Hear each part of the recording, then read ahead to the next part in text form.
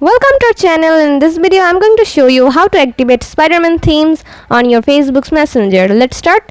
At first you have to open your Messenger app and right now select a friend to change the theme. Then tap on the inbox and after that tap on the eye icon. Then you will find out this and after that you can find out theme option. Tap on theme and then you will find out Spider-Man theme. If you just tap on here, then you will be able to change this theme into this theme. If you don't find this theme, then you need to update your Messenger app. Now tap on here and then for your confirmation they will show you this. Then tap on change.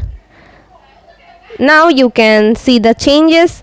You will find out new emojis and the new emoji is a spider, and then you will see the changes of the color of the text also, and in here you will find out a new background and you will see the changes in the icons also. So this is how you can activate the Spider-Man theme on your Facebook's Messenger. See how easy it is? We put lots of effort every day through videos to make your life better. If it helps, please subscribe and like. Until next time, bye bye.